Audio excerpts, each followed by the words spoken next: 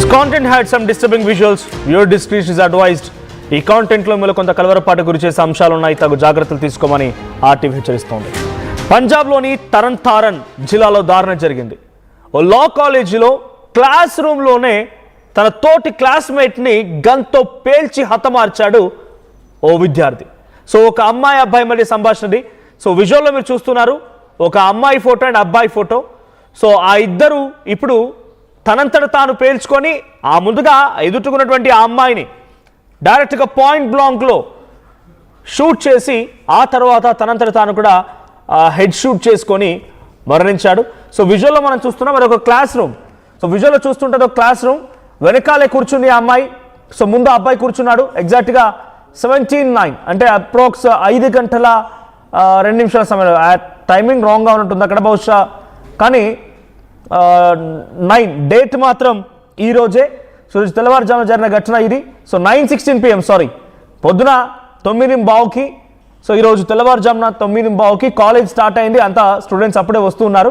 So కొంత డైరెక్ట్గా అక్కడ కనిపించినటువంటి ప్రిన్స్ రాజ్, ఆ అబ్బాయి పేరు ప్రిన్స్ రాజ్, ఆ అబ్బాయి సందీప్ కౌర్ని డైరెక్ట్గా వెళ్ళిపోయి ఆ అమ్మాయి వెనకాల వెళ్ళిపోయి ఆ అమ్మాయి ఎక్కడ కూర్చొని పట్టించుకోవట్లేదు. అప్పటికి ఆ ప్రిన్స్ రాజ్ అనే అబ్బాయి వెనకాల వెళ్తుంటే అమ్మాయి పట్టించుకోవట్లేదు. అయినా వినలేదు. ఆ అమ్మాయి వెనకాలే కూర్చున్నాడు వచ్చి. సో అమ్మాయి కూడా వెనకాల వచ్చి కూర్చుంది. ముందుగా అబ్బాయి కూర్చున్నాడు, అమ్మాయి లాస్ట్ బెంచ్లో కూర్చుంది. సో కొద్ది దూరం వరకు మాట్లాడుతూ ఉన్నారు. ఆ తర్వాత ఇంకొక అమ్మాయి తీసుకొచ్చి వారిద్దరి మధ్య మాటలు కలిపే ప్రయత్నం చేసింది.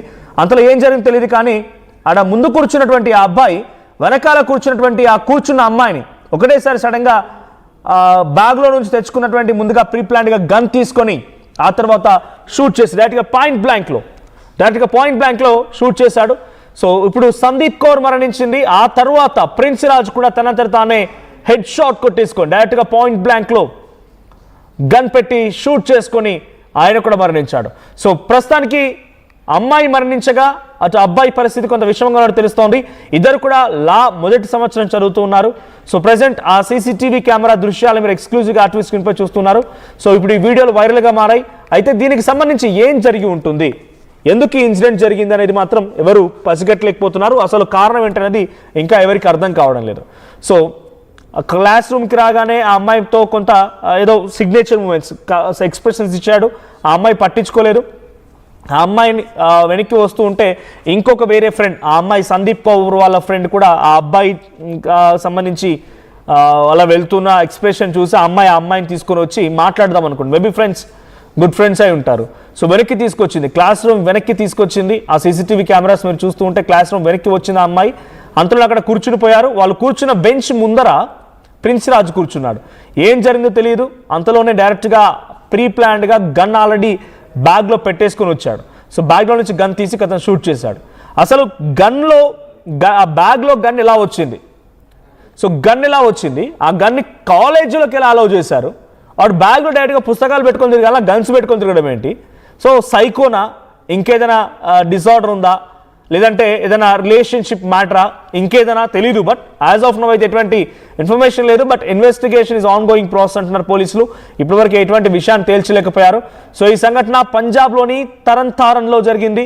సో ఫస్ట్ ఇయర్ చదువుతున్నటువంటి ఆ సందీప్ కౌర్ అనే అమ్మాయిని ఇటు ఈ అబ్బాయి ప్రిన్స్ రాజ్ అనేటువంటి ఆ అబ్బాయి చాలా దారుణంగా కంతో కాల్చి హతమార్చిన సంఘటన ఒకసారి షాక్ గురి చేసింది. ఒకసారి విజువల్ చూద్దాం.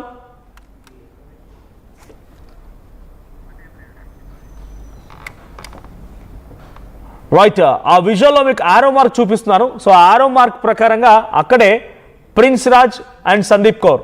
సో ముందు ఒక అమ్మాయి నడుచుకుంటూ వచ్చేసింది. ఆ అమ్మాయితో ఫాలో అవుతూ ప్రిన్స్ రాజ్ కూడా వచ్చేసాడు. సో ఆ తర్వాత ముందు కూర్చొని పోయాడు. ఇంకొక అమ్మాయి ఆ సందీప్ కౌర్ అనే అమ్మాయిని తీసుకొని వెనక్కి వచ్చేసింది మళ్ళీ. సో లాస్ట్ బెంచ్లో వాళ్ళు కూర్చుంటున్నారు.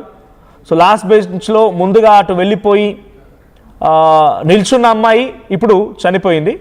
సో ఆ నిల్చున్న అమ్మాయి ఎగ్జాక్ట్గా అలా మాట్లాడుతుండగానే వెంటనే బ్యాగ్లో నుంచి గన్ తీసి వెనక్కి వచ్చి పాయింట్ బ్లాంక్లో షూట్ చేశాడు. సో డీటెయిల్స్ ఏం తెలీదు.